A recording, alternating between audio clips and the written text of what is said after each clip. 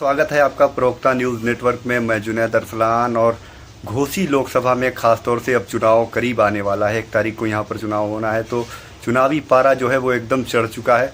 और यहाँ पर प्रत्याशी जो है वो घर घर जाकर डोर टू डोर कन्विंसिंग कर रहे हैं और मतदाताओं को रिझाने के प्रयास में हैं। ऐसे में हमारे साथ मऊ ज़िले के समाजवादी पार्टी के वरिष्ठ नेता और प्रदेश कार्यकारिणी के सदस्य हैं मास्टर इजहारुल हक अंसारी साहब। आइए हम इनसे बात करते हैं कि घोसी में, ख़ास तौर से घोसी में समाजवादी पार्टी और इंडिया गठबंधन का माहौल क्या है।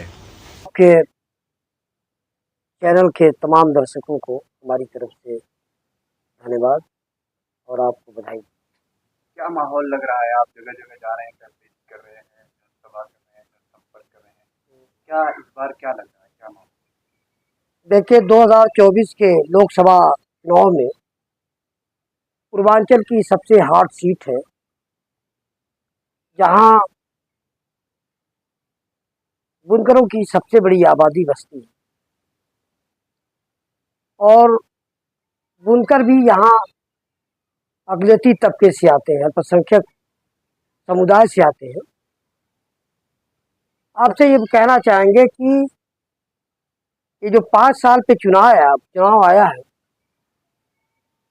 और सरकार जो आइन ने, संविधान ने जो हमको अधिकार दिया है वोट देने का, तो अब ये मौका है कि बुनकर जिस बदहाली से के दौर से 5 साल गुजारा है, किसानों ने जिस बदहाली से 5 साल गुजारा है, व्यापारी और आम लोगों की जिंदगी जो अजीरन बना दिया गया था, ये मौका है कि सरकार के खिलाफ वोट करें और इस अन्याय करने वाली सरकार और लोगों के अधिकारों पर का हनन करने वाली सरकार का 1 तारीख को मत देके उसका खात्मा करें। और माहौल बहुत अच्छा है इस वक्त। जो पूर्वांचल के अंदर की इस सीट पर और पूर्वांचल की सभी सीटों पर लगभग, लेकिन इस सीट पर तो मैं कहूँगा कि जो गठबंधन के प्रत्याशी राजू राय एक बहुत बासलाहियत, पढ़े लिखे और जिनका इस 2014 का जो लोकसभा का चुनाव उन्होंने लड़ा, उसके बाद से इनका लगातार इस क्षेत्र में भ्रमण, लोगों से मिलना जुलना, लोगों के दुख दर्द में शरीक होना इनका कर्तव्य रहा है। और आज जनता उनको जो है लाइक कर रही है। आज एक तरह से आप हम कह सकते हैं कि माहौल पूरी तरह से उनके पक्ष में है, गठबंधन के पक्ष में है। और राजू राय को चुनाव जिताकर लोग दिल्ली के पार्लियामेंट में भेज के यहाँ की समस्याओं का और यहाँ से जो 20 साल से विकास का पहिया जो है जाम है, उस विकास के कार्य को फिर शुरू कराने के पक्ष में है और उन्हें भारी मतों से सफल बनाने की तैयारी है। देखा जा रहा है कि जो ओम प्रकाश राजभर हैं, जी मंत्री हैं, वो लगातार मुसलमानों के घरों में जा रहे हैं, जनसंपर्क कर रहे हैं और आश्वासन दे रहे हैं कि मैं मंत्री हूँ और आप लोगों की जो भी समस्या रहेगी उसे हल करूंगा। इस पर आपका क्या कहना है? ये बात आपसे जरूर कहूँगा कि चूंकि इस चुनावी रण में, इस मैदान में 3 प्रत्याशी, एक इंडिया गठबंधन के राजू राय है और ये एनडीए के प्रत्याशी जो है मंत्री जी के बेटे अरविंद राज। हम आपसे ये कहना चाहेंगे कि आखिर मंत्री जी को क्या, कौन सी ऐसी जरूरत पड़ गई या क्या परेशानी हो गई कि उनको अल्पसंख्यकों के बीच जाना पड़ा। अगर आप बुनकरों की बात करें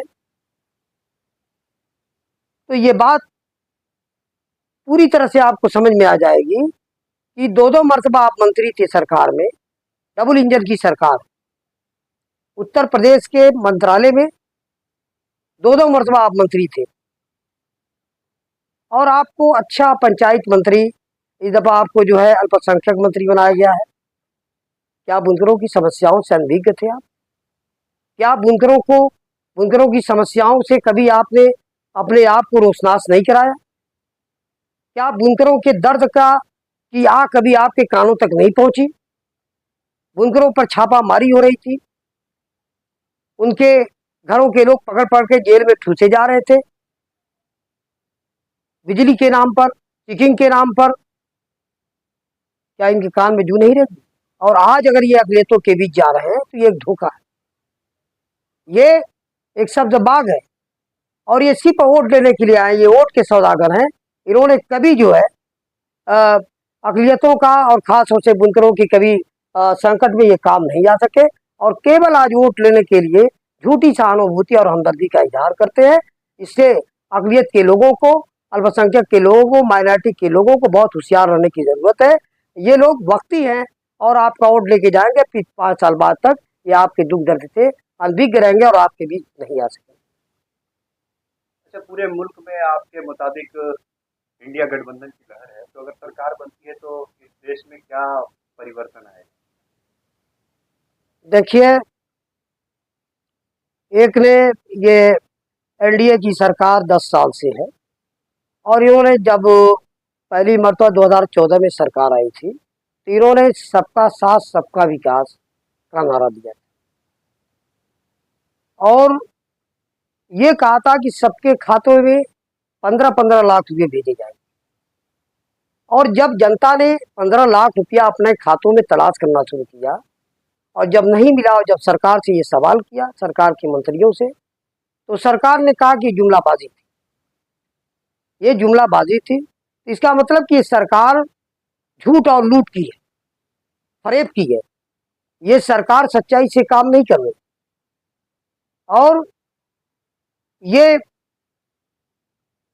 अन्याय करने वाले लोगों की सरकार है। ये दबे कुचले लोगों का अधिकार कुचलने वाले लोगों की सरकार है। आरक्षण खत्म करने की बात कर रहे हैं, आपके संविधान बदलने की बात कर रहे हैं कि 400 सीटें मिलेगी तो हम संविधान खत्म कर देंगे।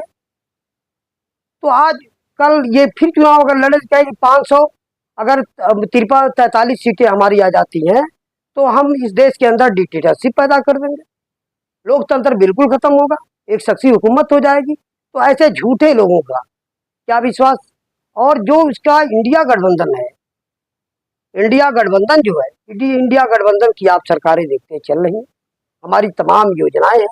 आप सबसे पहले उत्तर प्रदेश में ले लीजिए, उत्तर प्रदेश में हमारी पार्टी के अध्यक्ष पूर्व मुख्यमंत्री अखिलेश यादव जी जब मुख्यमंत्री थे, तमाम योजनाएं जनता के लिए चली थी और सारी योजनाओं में हम 100% सही निकले।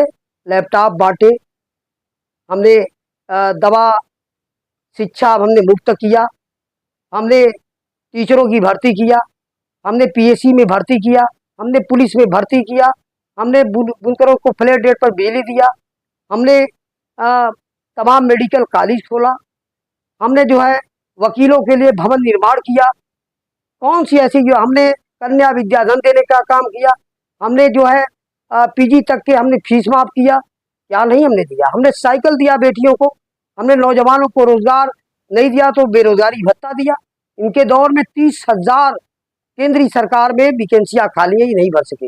लेकिन विपक्ष ने ये दावा किया है कि जो 5 किलो राशन है वो भीख है, तो विपक्ष के लोग इंडिया गठबंधन की सरकार जब आएगी तो मैनिफेस्टो में है कि 10 किलो राशन देगी, तो क्या वो भीख नहीं होगी?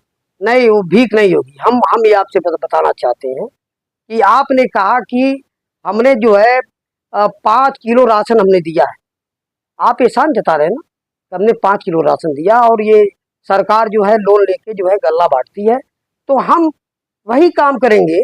तो हम इनको जो है भीख नहीं दे रहे हैं, हम इनको जनता के पॉकेट से निकला हुआ जो पैसा है उसी पैसे की हम उनको भरपाई में उसके जवाब में उसको दे रहे हैं।